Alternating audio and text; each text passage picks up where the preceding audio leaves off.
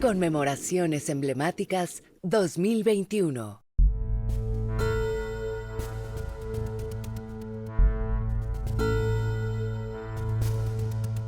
La historia ha sido escrita principalmente por hombres y en gran parte del mundo las aportaciones de las mujeres han permanecido en el anonimato. En la narrativa tradicional de la conquista, muchas de ellas como Malitzin y otras mujeres indígenas y novohispanas habían sido malinterpretadas o ignoradas hasta hace algunos años. Esta es la historia del encuentro de dos mundos vista desde una perspectiva femenina.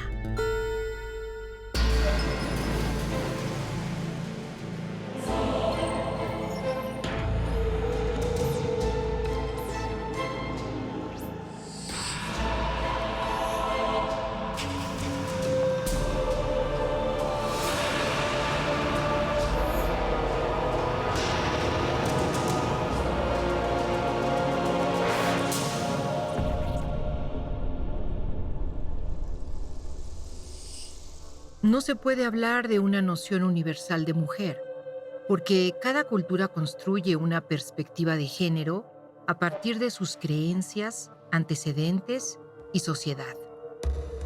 Antes de la llegada de los españoles, las mujeres mesoamericanas del posclásico en el Altiplano Central adoptaron un papel directamente relacionado con el ambiente bélico de la región.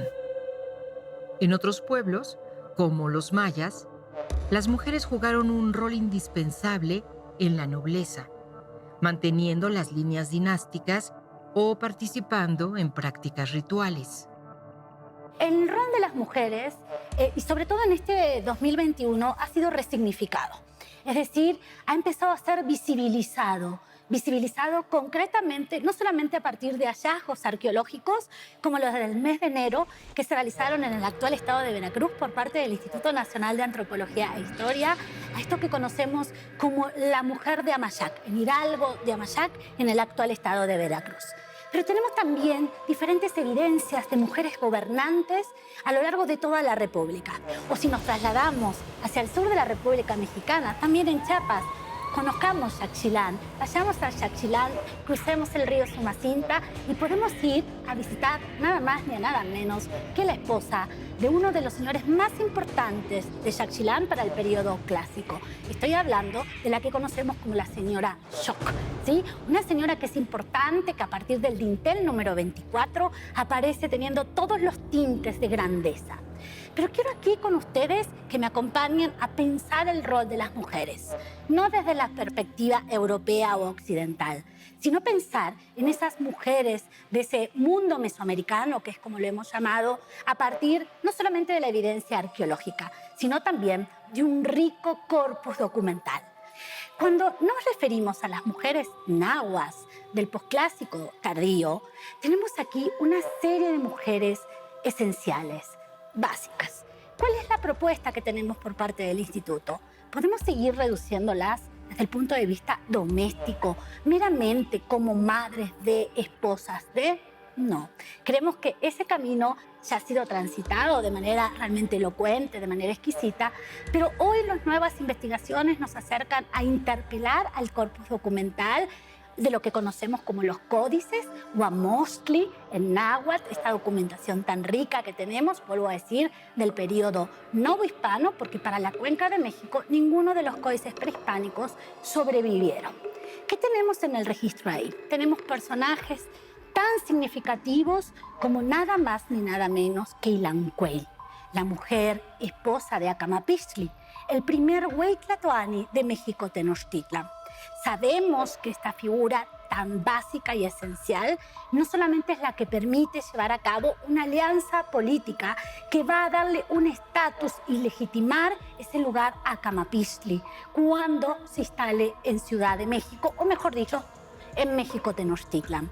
Es Ilancuey la que nos da todas las herramientas legitimadoras. Pero en las crónicas, en las historias generales, ¿cómo aparece esta mujer tan maravillosa? Primero, que no aparece claramente identificada si es la esposa, si va a ser la hermana, si va a ser la nuera, si va a ser la suegra de otra mujer, Atotostli. Es decir, acá tendríamos un binomio muy interesante, metáforas de poder, mujeres que están creando linajes que legitiman el poder. Esta dicotomía es sumamente interesante porque si nos trasladamos a otra parte del sur de la Cuenca de México, específicamente a Chalco, encontramos otra referencia del Ancuel, pero es un hombre, ¿sí? Es un hombre, no es una mujer. Quizás esta posibilidad que aparezca denominado o denominada Ilancuel como hombre es porque sí las fuentes coinciden en describirla como una mujer que no pudo tener hijos. Entonces, tal vez esta característica de no poder reproducir, no poder dar ese linaje, es donde aparece nominada como un hombre. Pero, sin embargo, también tenemos otro tipo de información donde Ilancuel más no puede tener hijos, pero lleva a cabo un rito esencial. Es pasar entre sus piernas a un bebé, quizás hijo de Acamapistli con otra mujer, con otra de las alianzas que estableció, y al pasarlo entre sus piernas se convierte en madre. Esto es un fenómeno muy interesante, muy importante, porque eso nos permite observar a las mujeres, no solamente, o como habían sido reducidas, como las parejas de, sino como las fundadoras de los linajes de poder hasta la llegada de Cortés y su hueste. Sí, desde el punto de vista mexica y en realidad en el mundo mesoamericano, bajo esta concepción dual de lo frío y lo caliente, femenino, masculino, etc., el caso de las mujeres se consideraba, por ejemplo, que un guerrero, si iba a ir a la batalla, no era recomendable que tuviera relaciones con alguna mujer, ya que dado el concepto y la cosmovisión mesoamericana, la mujer podría enfriar al guerrero y toda su valentía y el aspecto aguerrido. Entonces, en ocasiones, desde el punto de vista simbólico, podría suceder, por ejemplo, como en el caso de la batalla cuando Axayácatl invade Tlatelolco, el señor de Tlatelolco manda mujeres probablemente con ese fin. Pero también aclarando, las mujeres en términos operativos en el mundo mesoamericano, o por lo menos en el mundo mexica más bien, no tenían un papel operativo en la guerra, más allá de la cuestión de la cosmovisión y su vinculación incluso a veces con el parto. A la hora de la guerra real, de la operatividad, del combate, no eran combatientes como tal, salvo en casos particulares cuando las tropas regulares eran superadas, entonces no solamente mujeres, sino niños y cualquier otro tipo de individuo podía entrar al combate. Ahora, su papel también no es solo a nivel operativo desde ese punto de vista, sino al parecer también en el aprovisionamiento del avituallamiento y alimentos. Existe la alta posibilidad, pero todavía no está del todo comprobado, por lo menos en las campañas del posclásico tardío, en el cual los mexicas cuando iban en campaña llevaban, o probablemente llevaban mujeres, que son las que se encargaban del, pues, todo el tema del aprovisionamiento, los alimentos y demás, pero todavía no está del todo claro, ya que como vemos muchas veces en las fuentes, no se menciona mucho a las mujeres, esto queda más como una hipótesis, pero bueno, hablando del lado de la conquista, cuando Cortés recibe a la Malinche o a Malintzin junto con estas diversas mujeres de la región de Tabasco, efectivamente su objetivo fue ese, es decir, el papel de la mujer en las diversas campañas de Cortés y sus aliados fue proveer a los hispanos y a los indígenas de alimentos, de cocinar. Evidentemente eso incluye saber qué tipo de productos eran los más convenientes.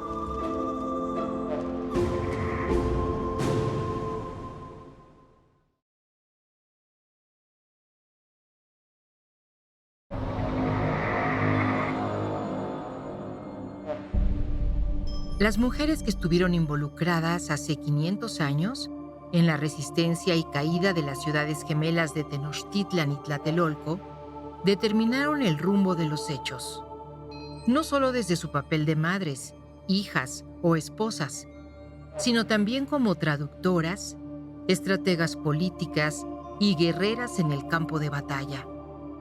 Tal es el caso de Malitzin, madre del mestizaje. Si vamos a fondo y vemos como otros casos que hablamos y durante los últimos años se ha puesto el ojo, es el caso de Malitzin. Y pongo énfasis en Malitzin, con el reverencial, y no en Malinche, porque Malinche hubiera sido Cortés.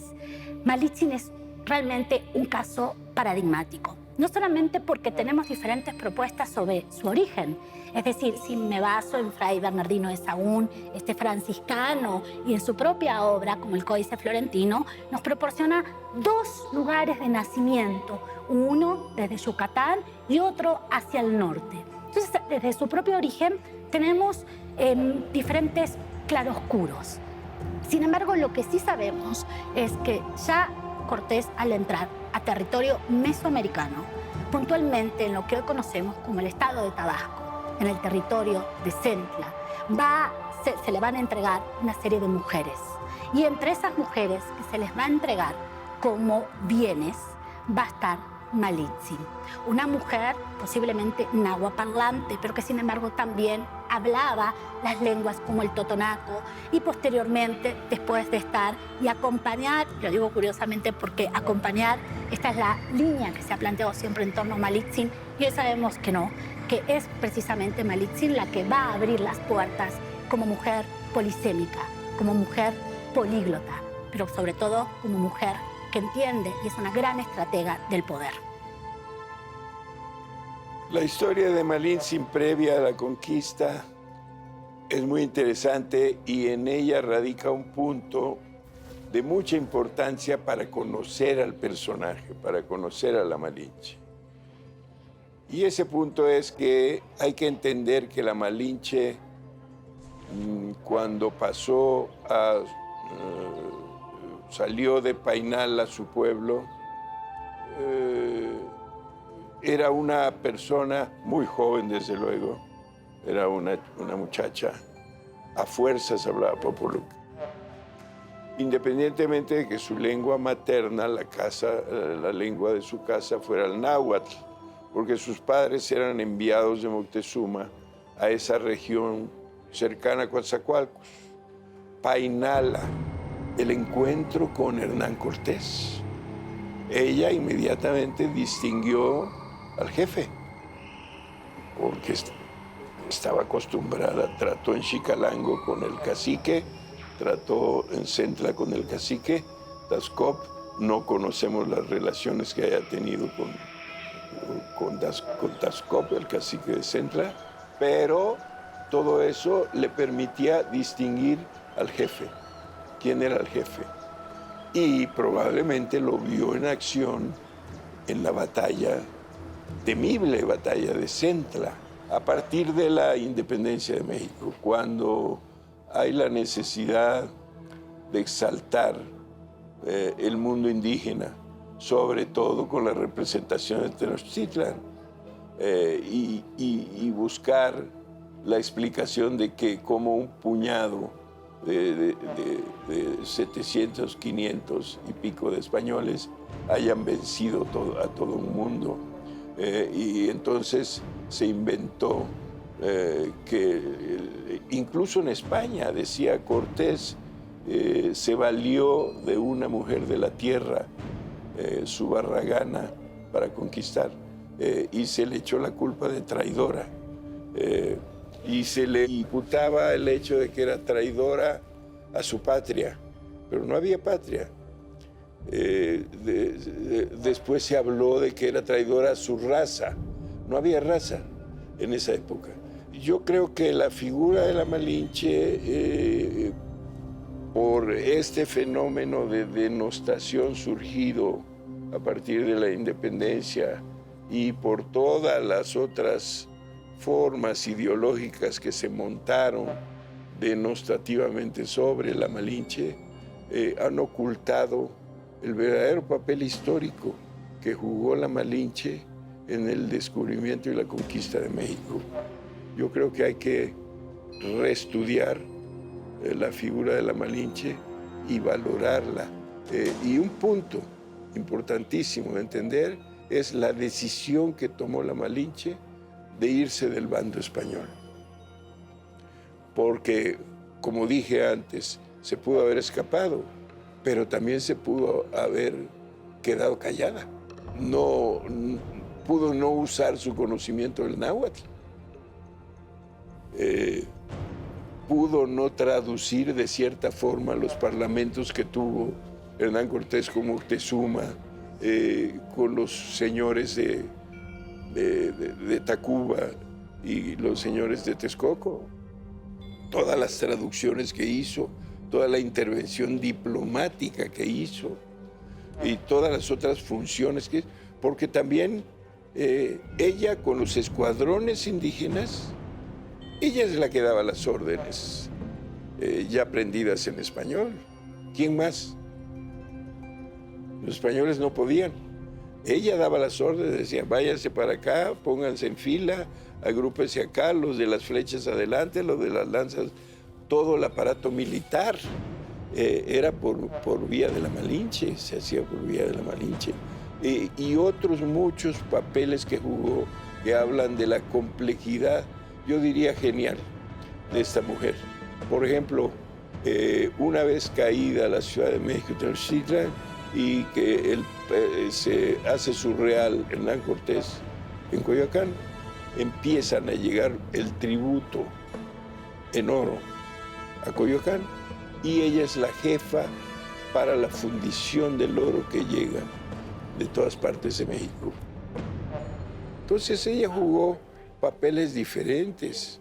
El papel policíaco que jugó frente, si es cierto lo que dice Miralles Hostos, que es muy probable, que jugó con la tortura de Cuauhtémoc, con el oro, con la administración de los escuadrones militares, con una serie de funciones que denotan una mujer de Estado, pero una mujer de Estado embrionario, pero de una mujer de Estado embrionario en medio de un fenómeno universal único, el conocimiento de Occidente con Mesoamérica.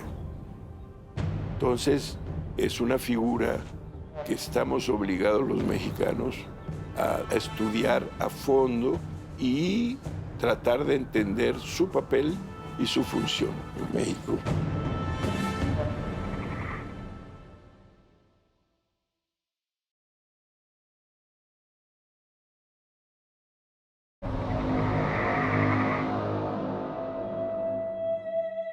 Algunas de las mujeres peninsulares que llegaron a América en los primeros años de la conquista fueron criadas en la corte europea y en el Nuevo Mundo se convirtieron en encomenderas y empresarias. Sin embargo, también hubo mujeres indígenas que jugaron un papel determinante en la recién conformada nobleza novohispana, como las hijas de Moctezuma II. Nuestra propuesta desde Lina es: dejemos de reducir las figuras de estas mujeres desde un punto de vista doméstico. Las mujeres tienen un lugar no solamente visible en este mundo mesoamericano, sino que son las que crean, fundan y legitiman esos linajes. ¿Qué sucedió? Que a lo largo del siglo XVI van a ser invisibilizadas porque aparecen como las esposas de, hijas de. Tal vez tenga que ver con el tipo de pensamiento de los hispanos que llegan a estas tierras, tras lo que conocemos y hemos discutido de manera intensa de la llamada conquista de México. Lo que sabemos de los matrimonios es que los tlatoanis o gobernantes tenían varias mujeres. En el caso de Tenochtitlan, la mujer principal de Moctezuma era una mujer del linaje de la propia ciudad, de Tenochtitlan. Esto no significa que las otras mujeres no fueran importantes, lo eran importantes para otros pueblos. Por ejemplo, otra de las mujeres de Moctezuma fue María Miahuatzotchitl, bueno, llamada María ya en la colonia, madre de Pedro Moctezuma, uno de sus hijos, y ella era originaria de Tula. Esto significa que esa mujer era muy importante para la gente de Tula. Era importante para los tenochcas, pero verdaderamente importante para la población de Tula. Yo me remontaría en cuanto al origen de la Casa Real de Tenochtitlan bueno, sabemos que su fundador fue Acamapixli, pero el señor más importante es Itzcoatl, el cuarto tlatoani de Tenochtitlan. Él parece que no le correspondía al trono, entonces hace un pacto con Moctezuma I, que es otro de los grandes tlatoques de Tenochtitlan, y los nietos de ambos son los que van a gobernar en Tenochtitlan. Es cuando se forja esta alianza entre estos dos señores gobernantes que parece que no tenían la legitimidad suficiente ninguno de los dos, y entonces esos nietos van a gobernar en Tenochtitlan. Se impone un sistema colateral de sucesión, y son Asayácal, Tizoc y Ahuizotl. Asayácal es el padre de Moctezuma. Como digo, los gobernantes se casaban con varias mujeres para garantizar la sucesión y las alianzas matrimoniales. Esos hijos luego van a establecer alianzas matrimoniales con otras casas reales, y a través de esos pactos, bueno, pues Tenochtitlan se va a ir haciendo fuerte. En el caso de Moctezuma, lo que sabemos, nos dice una fuente, es que su madre era de Iztapalapa, pero no sabemos el nombre de ella. Y Moctezuma tiene un hermano que también va a ser muy importante, porque es el que lo va a suceder cuando Moctezuma muere, que va a ser Cuitláhuac. Y sabemos por esta fuente en particular que la madre de ambos era esta señora de Iztapalapa. Lo que sabemos es que cuando llegan los españoles, varios hijos de Moctezuma son sacados de la isla. Es el caso de Pedro Moctezuma, porque su madre era de Tula, entonces parece que se refugia en el pueblo de su madre. Pasa lo mismo con Martín Moctezuma, su madre era de Texcoco, entonces él sobrevive porque se queda en Texcoco, o el de doña Francisca, porque su madre era de Ecatepec. Los hijos de madres de Tenochtitlan, entonces se tienen que quedar en la isla con su padre. Y entonces inferimos que cuando Moctezuma está prisionero de Cortés en los palacios de Asayácal, su padre, esos hijos y esposas viven con él en el palacio, y son los que les toca vivir pues los acontecimientos más duros de la conquista, ver cómo humillan a su padre, el maltrato que le dan los españoles, y finalmente la muerte del propio Moctezuma de una pedrada, porque no muere directamente de la pedrada, sí de la herida que le causa. Entonces esos hijos están viendo cómo va a morir su padre. Y entre esos hijos podemos citar a doña Isabel Moctezuma, a su hermana Marina, que es más conocida como Leonor, porque ella se confirma y entonces recibe el nombre de Leonor, y doña María. Son de madres diferentes. Doña Isabel es madre de una señora llamada Tecalco, y doña Isabel tiene también un hermano llamado Asayácal. Asayácal muere en la Noche Triste, en la huida de los españoles de la isla. Doña María y doña Leonor son madres de Acatlán, una señora también tenochca, y por eso, bueno, están viviendo allí en la isla. Entonces, estos hijos tienen que salir de la isla en la Noche Triste, ¿no? Una vez que muere su padre, porque los españoles están en una situación muy vulnerable. Y lo interesante aquí es saber que Cortés, del único hijo que habla, es de un tal Chimalpopoca, que no sabemos de quién era su madre, pero él estaba allí en la isla. Y no sabemos quién es su madre de Chimalpopoca, pero aparentemente Moctezuma le pidió a Hernán Cortés que protegiera a este hijo porque era su sucesor. Doña Isabel, asesorada por sus maridos españoles, sobre todo por Juan Cano, muchos años después va a escribir varias cartas para tratar de recuperar privilegios. Y ella va a decir que Moctezuma fue el que le pidió a Cortés que la protegiera a ella y a sus dos hermanas, María y Leonor, y que por favor las sacara de la isla, las cuidara en su casa y que les enseñara la doctrina cristiana. Pero hay que tener en cuenta que esas cartas de Isabel están escritas ya en el periodo colonial, donde hay una serie de intereses. Es muy importante demostrar que ha sido bautizado para conseguir privilegios en la nueva sociedad colonial. Isabel fue una mujer muy astuta, y asesorada por su marido español, Juan Cano, pues consigue varios privilegios que no tuvieron sus hermanas.